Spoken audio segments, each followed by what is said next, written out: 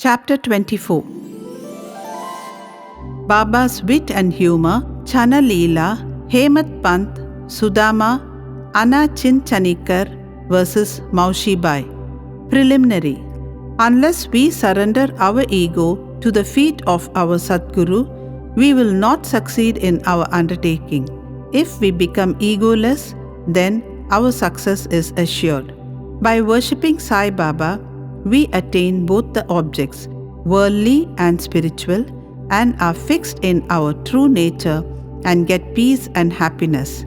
Therefore, those who want to accomplish or gain their welfare should respectfully hear Sai Baba's Leelas or stories and meditate on them. If they do this, they will easily attain the object of their life and get bliss. Generally, all people like wit and humor, but they do not like that jokes should be cut at their expense. But Baba's method was peculiar. When it was accompanied with good gestures, it was very interesting and instructive, and the people therefore did not mind even if they were held up to the ridicule. Hemant Pant gives his own instance below. Chana Leela. In Shirdi, a special bazaar was held every Sunday, and people from the neighboring villages came there, erected booths and stalls in the open street, and sold their wares and commodities. Every noon the masjid was crowded, but on Sunday it was crowded to suffocation.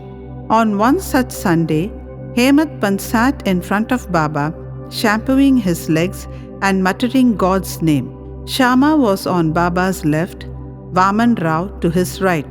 Shriman Bhuti and Kaka Sahib Dixit and others were also present there. Then Shama laughed and said to Anna Sahib, "See, that some grains seem to have stuck to the sleeve of your coat." So saying, he touched the sleeve and found that there were some grains. Hemant Pant straightened his left forearm to see what the matter was, and to the surprise of all, some grains of gram came rolling down and were picked up by the people who were sitting there. This incident furnished a subject matter for joke. Everybody present began to wonder and said something or the other as to how the grains found their way into the sleeve of the coat and lodged there so long. Hemant Pant also could not guess. When nobody could give any satisfactory explanation in this matter, and everybody was wondering about this mystery, Baba said as follows: "This fellow, Anna Sahib, has got the bad habit of eating alone. Today is a bazaar day, and he came here chewing grams. I know his habit, and these grams are a proof of it. What wonder is there in this matter?" Hemant Pant: "Baba, I never know of eating things alone. Then why do you shoulder this bad habit on me? I have never yet seen Shirdi Bazaar. I never went to the bazaar today. Then how could I buy grams, and how could I eat them if I had not bought them? I never eat anything unless I share it with others present round me at the time of my meals." Baba: "It is true that you give to the persons present, but if none be nearby, what could you or I do? But do you remember me before eating? Am I not always with you? Then do you offer me anything before you eat?" Moral: let us mark and note carefully what Baba has taught us by this incident. He has advised us that before the senses, mind and intellect enjoy their objects, first he should be remembered, and if this be done, it is in a way by making an offering to him. The senses etc. can never remain without their objects, but if those objects are first offered to the Guru, the attachment for them will naturally vanish. In this way, all the vrittis, subtle thoughts regarding desire, anger, avarice etc. should first be offered and directed to the Guru, and if this practice be followed, the Lord will help you in eradicating all the vrittis. When before enjoyment of the objects, you think that Baba is present, the question whether the object is fit to be enjoyed or not will at once arise. Then the object that is not fit to be enjoyed will be shunned, and in this way, our vicious habits or vices will disappear and our character will improve. Then, love for the Guru will grow and pure knowledge will sprout up. When this knowledge grows, the bondage of body consciousness, we are the body, will snap, and our intellect will be merged in spirit consciousness, we are the spirit. Then we shall get bliss and contentment. There is no difference between Guru and God. He who sees any difference in them finds God nowhere.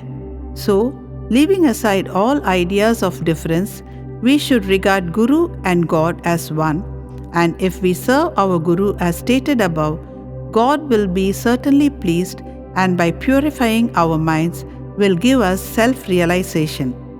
To put the matter in a nutshell, we should not enjoy any object with our senses etc. without first remembering our Guru. When the mind is trained in this way, we will be always reminded of Baba and our meditation on Baba will grow apace. The Sagun form of Baba will ever be before our eyes, and then devotion, non-attachment and salvation will all be ours. When Baba's form is thus fixed before our mental vision, we forget hunger, thirst and this sansar world. The consciousness of worldly pleasures will disappear and our mind shall attain peace and happiness. Sudama's story. When the above story was being narrated, Hemat Pant was reminded of a similar story of Sudama which illustrates the same principle, and therefore it is given here. Sri Krishna and his elder brother Balram were living with a co-student named Sudama in the ashram of their guru Sandipani. Once, Krishna and Balram were sent to the forest for bringing fuel. Then, the wife of Sandipani sent Sudama also for the same purpose with some quantity of grams for the three. When Krishna met Sudama in the forest, he said to him, "Dada, I want water as I am thirsty." Sudama replied, "No water should be drunk on an empty stomach, so it is better to rest a while." He did not say that he had got grams with him and that Krishna should take some. As Krishna was tired, he lay down for rest on the lap of Sudama and was soon snoring. On seeing this, Sudama took out the grams and began to eat. Then Krishna suddenly asked, "Dada, what are you eating? What is this chitter-chatter sound?" He replied, "What is there to eat? I'm shivering with cold and my teeth are chattering. I can't even repeat Vishnu Sahasranam."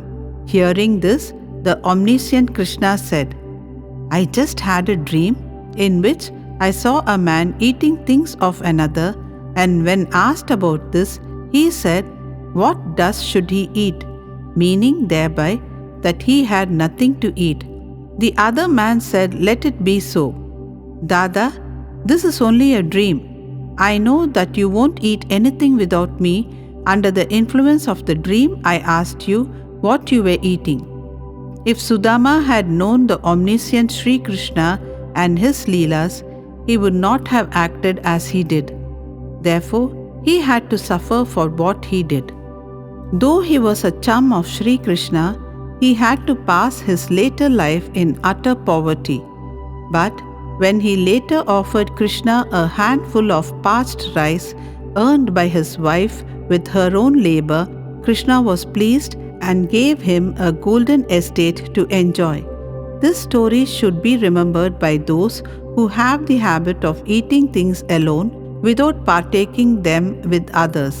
The Shruti also emphasizes this lesson and asks us to offer things first to God and then enjoy them after they are renounced by Him.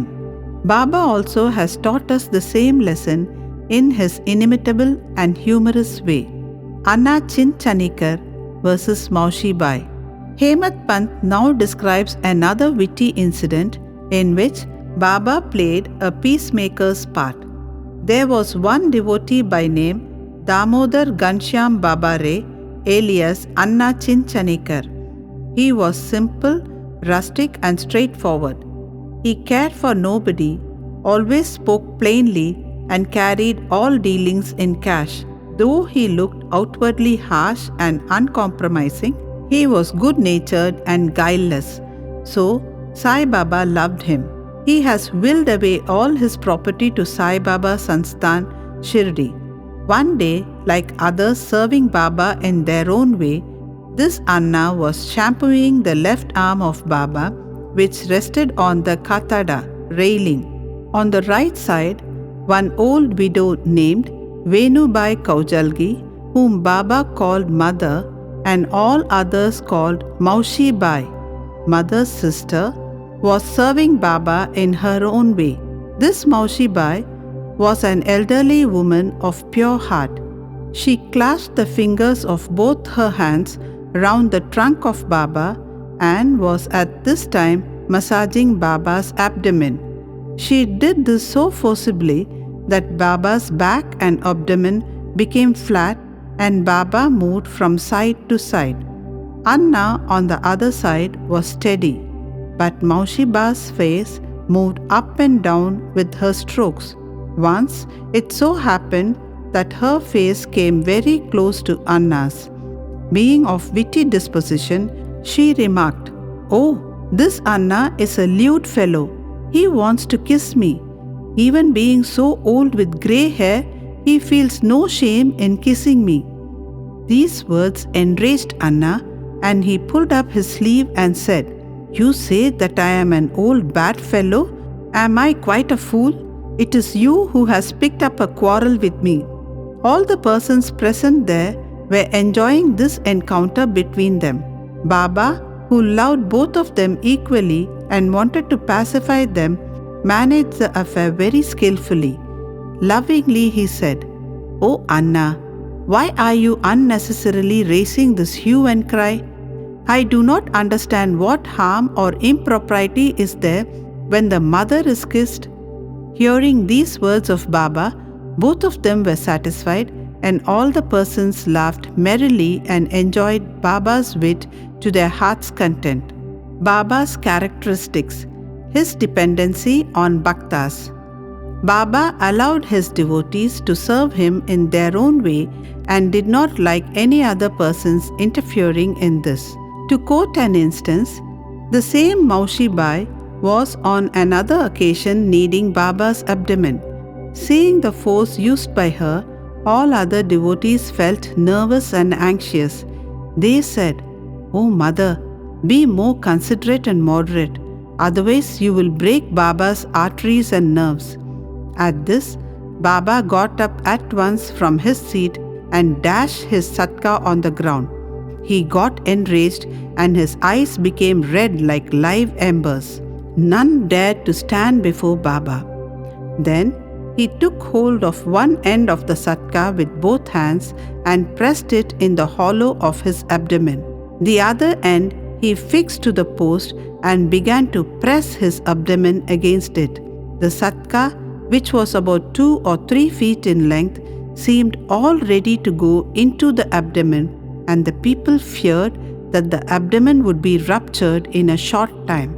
The post was fixed and immovable, and Baba began to go closer and closer to it and clasp the post firmly. Every moment the rupture was expected, and they were all dismayed, did not know what to do, and stood dumb with wonder and fear. The other devotees wanted only to give a hint to the Maushi Bai to be moderate in her service and not cause any trouble or pain to Baba. They were surprised to see that their well-intentioned effort had resulted in this crisis, and they could do nothing but wait and watch. Fortunately, Baba's rage soon cooled down. He left the satka and resumed his seat.